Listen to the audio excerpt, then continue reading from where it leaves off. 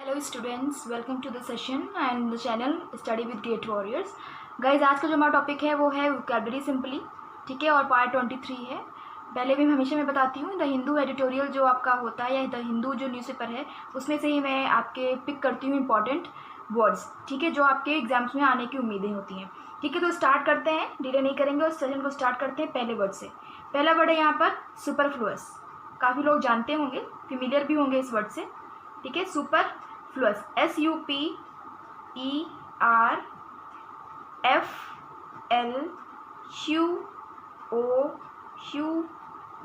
ठीक है, सुपरफ्लुअस। और कैसे वर्ड है ये? एक तरह का एडजेक्टिव वर्ड है ये, ठीक है। एडजेक्टिव है, दैट मीन्स किसी क्वालिटी बताएगा। क्या मतलब होता है इसका? इसका मतलब होता है अननेसेसरी, अननेसेसरी, अननेसेसरी, या फिर आप कह दो एक्स्ट्रा कह सकते हो, और एक्स्ट्रा, और एक्स्ट्रा, ठीक है। हिंदी में अगर आप बोल सकते हो तो अतिरिक्त लिख सकते हो। अतिरिक्त, वही कोई सामान हमारे पास है, उससे अगर जितनी ज़रूरत है हमें वो तो है, उससे ज़्यादा अगर है तो वो अतिरिक्त में आएगा ना, तो वो एक्स्ट्रा हो जाएगा हमारे लिए, वो एक तरह से अननेसेसरी चीज़ हो गई हमारे लिए। तो सुपरफ्लुअस वही चीज़ होती है, ठीक है। ज़रूरत से ज़्यादा जब हमारे पास कोई चीज़ हो तो उसको बोलते हैं सुपरफ्लुअस, ठीक है। एग्जाम्पल देखते हैं इसका usage. much of the school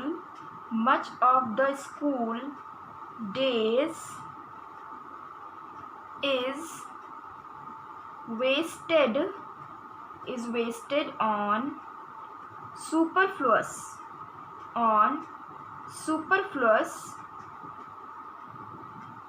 activities।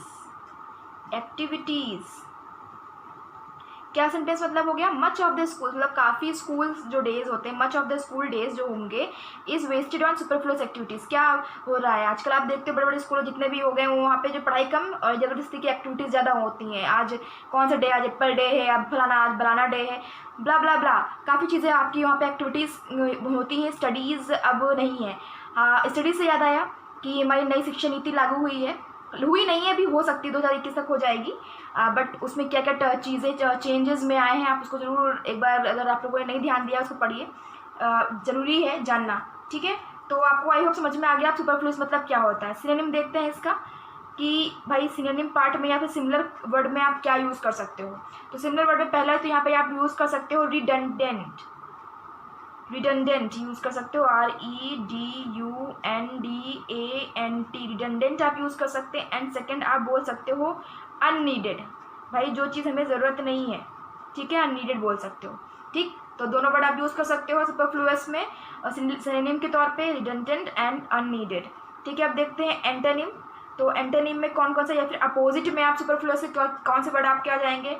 भाई जो चीज़ हमारे लिए अननीडेड है, या फिर जो चीज़ हमारे लिए ज़रूरी नहीं है, जो हमारे लिए यूज़ की नहीं है, तो जो चीज़ यूज़ की नहीं है तो यहाँ पर उल्टा आपका हो जाएगा यहाँ पर यूज़फुल, जो चीज़ हमारे लिए यूज़फुल है, सपोज, ठीक है। और सेकेंड आपका जो हो जाएगा रीजनेबल, रीजनेबल, ठीक है, रीजनेबल, या इम्पॉर्टेंट भी आप कह सकते हो। तो रीजनेबल, दो यूज़फुल, दोनों ही आप जो है एंटोनिम के तौर पे यूज़ कर सकते हैं सुपरफ्लुअस के, मतलब अपोजिट के लिए, ठीक है। नेक्स्ट वर्ड देखते हैं क्या है। नेक्स्ट वर्ड है हमारा नेक्सस। सेकेंड वर्ड है यहाँ पर NEXUS, नेक्सस। और क्या मतलब है ये एक तरह का एडजेक्टिव है ये भी, ठीक है। ये भी किसी की क्वालिटी बताएगा। और मतलब क्या होता है इसका? मतलब होता है connection, connection, linking, connection, linking two things, बंधन, किसी तरह का बंधन जो लिंक करेगा, किस दो चीज़ों को लिंक करेगा, ठीक है। हिंदी में आप सिंपली बोलो बंधन, ठीक है। तो आप ये कह सकते हो। यूसेस देखते हैं इसका example. Times square, times square is the nexus of the New York subway, new York Subway. क्या मतलब होगी? टाइम्स स्क्वायर, टाइम्स स्क्वायर एक जगह का नाम है, ठीक है। Is the nexus of the New York Subway. New York मतलब ये जो आपकी मेट्रो स्टेशन होते हैं, तो न्यूयॉर्क में सबवे है एक। सबवे मतलब क्या हुआ, जो अंडरग्राउंड आपकी मेट्रोज चलती हैं, दैट इज कॉल्ड सबवे। ठीक है, तो न्यूयॉर्क में जो सबवे है आपका टाइम्स स्क्वायर नाम का है एक कोई, वो क्या कह रहा है, इन्होंने क्या है कि न्यूयॉर्क जो सबवे है टाइम्स स्क्वायर को जो है कनेक्शन जोड़ता है। ठीक है, कहीं दोनों के बीच में क्या है भाई, न्यूयॉर्क सबवे और टाइम्स स्क्वायर दोनों के बीच में क्या है, कनेक्शन है। ठीक है, is the connection of New York Subway, ये आप बोल सकते हो। Times square is the connection, nexus का आप कनेक्शन बोल सकते हो, connection of the New York Subway. ठीक है, ये दो चीज़ें समझ में आ गई आपको, दोनों चीज़ें समझ में आ गई होंगी कि नेक्सस मतलब क्या होता है। ठीक है, किस तरह से मैंने यहाँ पर इस वर्ड का यूज़ किया है। नेक्स्ट अब देखते हैं इसका सिनोनिम मतलब सिमिलर वर्ड क्या हो सकता है। ठीक है, तो सिनोनिम पे ध्यान देते हैं। तो पहला चीज़ आप बोल सकते हो किसी चीज़ का बंधन है तो टाई, TIE, टाई बोल सकते हो। ठीक है, और नेटवर्क बोल सकते हो। नेटवर्क क्या होता है, नेटवर्क आपका होता है भाई किसी चीज़ का, भाई मेरा नेटवर्क बहुत ज़्यादा है, मैं मतलब किसी को अगर पुलिस की ज़रूरत पड़ती है या फिर किसी को डॉक्टर्स की ज़रूरत पड़ती है तो बोलते हैं ना मेरे नेटवर्क इस पर्टिकुलरली फील्ड में बहुत अच्छे हैं। नेटवर्क मतलब कनेक्शंस मेरे बहुत अच्छे हैं। ठीक है, तो मतलब समझ में आ गया होगा कि ना नेटवर्क मतलब भी हो गया कनेक्शन। ठीक, तो आप दो कनेक्शन या फिर नेक्सस की जगह नेटवर्क वर्ड भी यूज़ कर सकते हो। ठीक है, एंटोनिम आप देखते हैं, एंटोनिम में क्या क्या यूज़ हो सकता है, मतलब अपोजिट में क्या यूज़ कर सकते हैं आप। अपोजिट में एक हो जाएगा आपका एक्सटीरियर, एक्सटीरियर, और एक्सटीरियर से ही मिलके बनता है आपका एक एक्सटीरियोरिटी, एक्सटीरियोरिटी। ठीक है, दोनों ही वर्ड को आप यूज़ कर सकते हो नेक्सस के अपोजिट वर्ड के लिए। ठीक है, आई होप आपको बातें समझ में आ रही होंगी, वर्ड्स अच्छे लग रहे होंगे आपको। नेक्स्ट वर्ड देखते हैं क्या है यहाँ पर। नेक्स्ट वर्ड है हमारे पर टेंट, TAINT, टेंट। और टेंट कैसा वर्ड है, एक तरह का नाउन भी है और वर्ब भी, मतलब दोनों तरह से आप इस वर्ड को यूज़ कर सकते हो, नाउन और वर्ब दोनों तरह से यूज़ कर सकते हो। What does it mean, it means trace of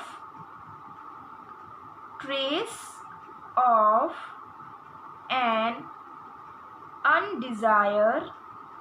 undesirable substance। ठीक है, सिंपली आप हिंदी में आप इसको ज़्यादा मत जानो, कलंक कह सकते हो। कोई चीज़ अगर आपकी हो जाती है तो कलंक हो जाती है ना, टेंट, तो ये मेरे लिए कलंक की बात है। जो चीज़ आपके लिए डिज़ायरेबल नहीं हो, ठीक है, ऐसा कोई अगर आप पर छाप हो छोड़ दे, दैट इज़ कॉल्ड कलंक नो। या फिर आप कोई चीज़ आपको आपके लाइफ के लिए या फिर आपके कैरेक्टर की पॉल्यूट कर दे, या किसी भी तरह से आप यूज़ कर सकते हो इस वर्ड को, कलंक को। ठीक है, नष्ट हो जाता है उस चीज़ से, काफ़ी चीज़ें हो जाती हैं। यूसेस पे ध्यान देते हैं अब, इसके मीनिंग समझ में आ गया होगा आपको अब। His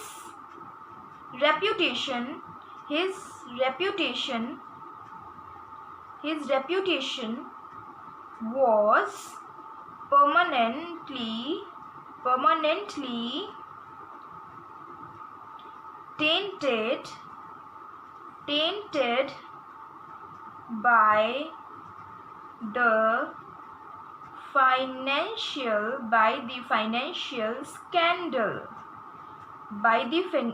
financial scandal।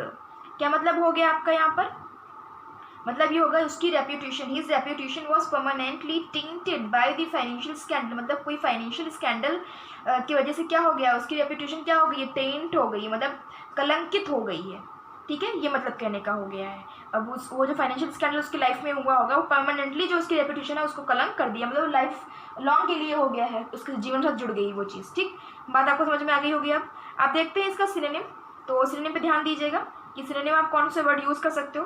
तो पहला स्पॉइल, भाई कोई भी चीज़ स्पॉइल हो जाएगी मतलब नष्ट हो जाएगा, तो टेंट मतलब नष्ट हो गया, कलंकित मतलब नष्ट हो जाना किसी चीज़ का, तो स्पॉइल आप यूज़ कर सकते हो। और सेकेंड वर्ड आप बोल सकते हो रुइन आप बोल सकते हो। ठीक है, RUIN, ये भी होता है नष्ट हो जाना किसी चीज़ का। ठीक है, अब देखते हैं अपोजिट के पार्ट पे। अपोजिट में एंटोनिम पे आप बोल सकते हो esteem, ESTEEM, esteem. And secondly आप यूज़ कर सकते हो ऑनर। देखो कलंक हो रहा है यहाँ पर, कलंकित हो रही है आपकी जब इमेज है वो आपकी एक तरीके से क्या हो रही है, स्पॉइल हो रही है, रूइन हो रही है, तो उसके अपोजिट में क्या हो जाएगा, स्टीम हो जाएगा, ऑनर हो जाएगा। ठीक है, आई होप आपको बात समझ में आई होगी। एक बार रिवाइज करेंगे तीनों को ही।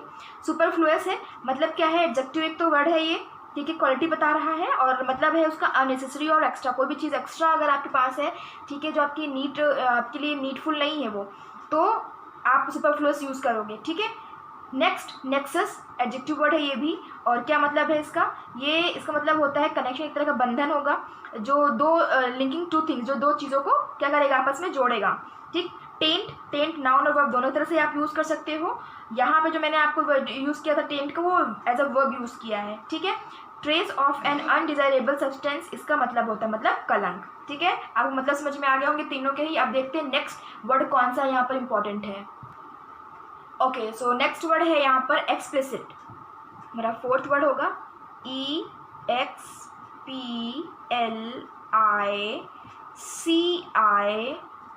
एक्सप्लिसिट। और क्या वर्ड है ये, एक तरह का एडजेक्टिव भी है और एक तरह का नाउन भी है, मतलब आप दोनों ही तरह से इस वर्ड को यूज़ कर सकते हो। और मतलब क्या होता है, इसका मतलब होता है क्लियर, क्लियर, ठीक है, स्पष्ट, हिंदी में स्पष्ट, ठीक। समझ में आ गई होगी बात। देखते हैं इसका usage. I gave him explicit, explicit, explicit direction, direction on how to get there, how to get there, मतलब I gave him explicit direction on how to get there, मतलब कहने का है मैंने उसे क्या दिया, मैंने उसको एक्सप्लिसिट मतलब स्पष्ट डायरेक्शन बताई, किस चीज़ के लिए, on how to get there, कि वहाँ कैसे पहुँचे, ठीक है। समझ में आ गई आपको। अब देखते हैं इसका सिनोनिम क्या होगा। तो सिनोनिम पार्ट देखिए सिमिलर वर्ड के लिए, तो पहला आप बोल सकते हो ऑब्वियस, ऑब्वियस बोल सकते हैं, ठीक है। और सेकेंड आप बोल सकते हो डायरेक्ट, डायरेक्ट, ठीक है। एंटोनिम पे बाद में देखते हैं इसके अपोजिट के लिए। तो अपोजिट में एक वर्ड आप बोल सकते हो एम्बिगुअस, एम्बिगुअस, एम्बिगुअस, एम्बिगुअस मतलब होता है अस्पष्ट, जो चीज़ स्पष्ट नहीं हो, क्लियर ना हो। अनसर्टेन, अनसर्टेन मतलब भी आपका हो जाएगा अस्पष्ट, जो चीज़ निश्चित नहीं हो, अनिश्चित हो, ठीक है। तो अनसर्टेन आपका हो जाएगा। ये दोनों वर्ड आप ऐसे यूज़ कर सकते हो, एक्सप्लिसिट के एंटोनिम पार्ट पे यूज़ कर सकते हो। आई होप आपको वर्ड समझ में आ रहे हैं सारे। नेक्स्ट वर्ड पे ध्यान देंगे। नेक्स्ट वर्ड है यहाँ पर रिग्रेसिव, फिफ्थ वर्ड है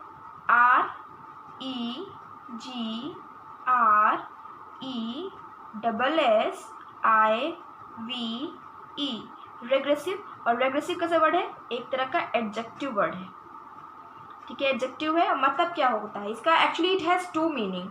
तो मैं आपको दोनों मीनिंग बताती हूँ। पहला तो आप बोलिए ideas that are old fashioned, that are old fashioned, okay. And second meaning हो जाएगा आपका लोअर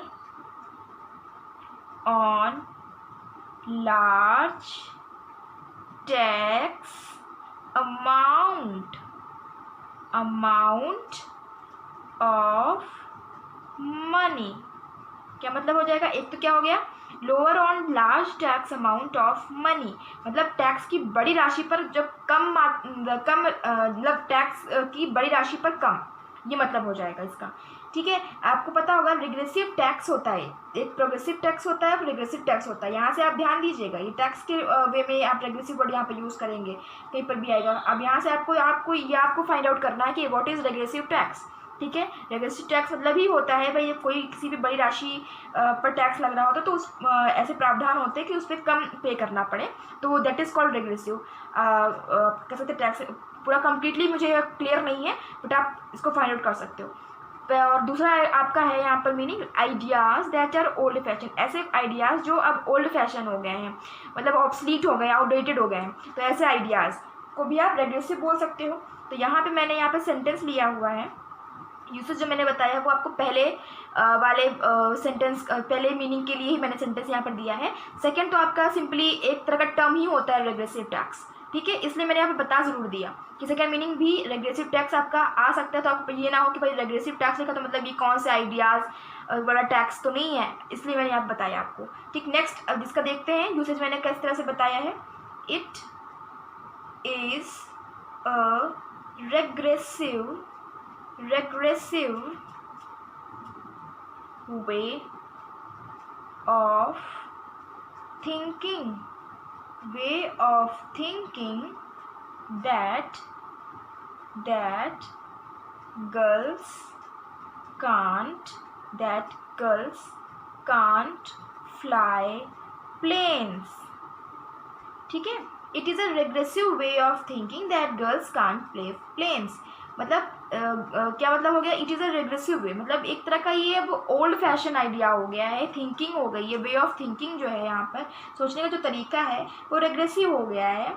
रेग्रेसिव है कि रेग्रेसिव मतलब ओल्ड फैशन हो गया है। ठीक है, आइडिया ओल्ड फैशन हो गया कि क्या ओल्ड फैशन हो गया, that girls can't fly planes, कि जो है गर्ल्स जो है प्लेन्स नहीं उड़ा सकती।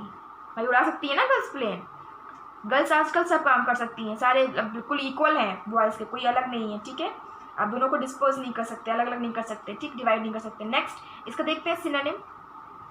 ठीक है, सेम वर्ड में क्या यूज़ कर सकते हो आप, पहला तो यूज़ कर सकते हो ऑर्थोडॉक्स। ठीक है, ऑर्थोडॉक्स बोल सकते हो, orthodox ideas that are old fashion. भाई ऑर्थोडॉक्स कौन होते हैं, हमारे दादा दादी, हालांकि उनके जो एक तरह से उनकी जो चीज़ों, उनके समय में जो चीज़ चल रही होती हैं और आपके समय में बहुत चीज़ें चेंज हो गई हैं, तो बहुत से लोग ऐसे हैं कि अपनी पुरानी ही आइडियाज़ को फॉलो करते हैं, वो आगे बढ़ना नहीं चाहते समय के साथ।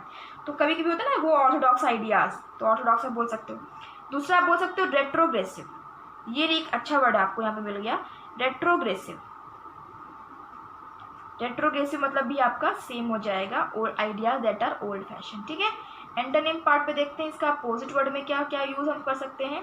अपोजिट में आप बोल सकते हो रेडिकल, एंड सेकंड आप बोल सकते हो प्रोग्रेसिव। ठीक है, दोनों वर्ड आप यूज कर सकते हो रेग्रेसिव के अपोजिट के लिए। ठीक है, नेक्स्ट वर्ड देखते हैं हमारा कौन सा है। नेक्स्ट वर्ड है स्वे, SWAY। स्वे बहुत ही अच्छा वर्ड है, वर्ब और नाउन दोनों तरह से आप इस वर्ड को यूज कर सकते हो। ठीक है, और मतलब इसका होता है इफेक्ट मतलब प्रभाव।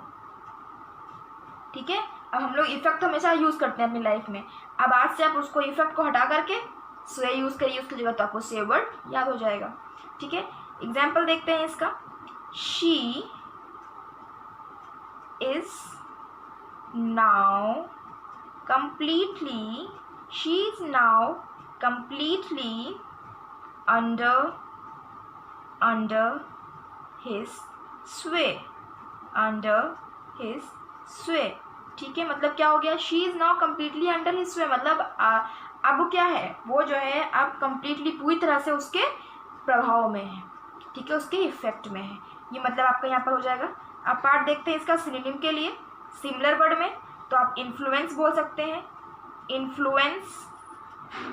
ठीक है, एंड सेकेंड आप वर्ड यूज कर सकते हो डोमिनेशन आप यूज कर सकते हो वर्ड। ठीक है, इन्फ्लुएंस, भाई किसी से इन्फ्लुएंस हो जाना तो मतलब उसके इफेक्ट में ही आना, उसका प्रभाव आपको पड़ जाएगा उसके ऊपर, तो इन्फ्लुएंस हो जाएगा। ठीक है, सेकेंड आप वर्ड यूज कर सकते हो एंटोनिम में, आप कौन कौन से वर्ड यूज करोगे अपोजिट के लिए, तो एक आपका हो जाएगा पावरलेसनेस,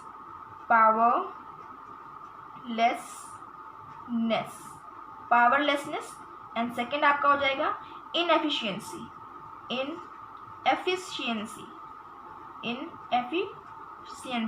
ठीक है, ये दोनों वर्ड आपके यूज हो जाएंगे, powerlessness and inefficiency. So guys आज के लिए बस इतना ही, और आपको हो सकता है सारे वर्ड समझ में आए होंगे अच्छे से और अच्छे भी लगे होंगे। ये सारे वर्ड्स इंपॉर्टेंट हैं, पेपर्स में आने की उम्मीद है इन वर्ड्स की, तो ध्यान में रखिए। और साथ में ये भी ध्यान रखिए कि आपके जो ये इंपॉर्टेंट वर्ड्स तो मैं देती हूँ, साथ में उनके सिनोनिम और एंटोनिम पार्ट को भी ध्यान में रखा करिए, वो वर्ड्स भी आपके लिए इंपॉर्टेंट ही हैं। सो ठीक है, मिलते हैं नेक्स्ट वीडियोज़ में, तब तक के लिए आप इसी तरह की प्लानिंग, स्टे सेफ।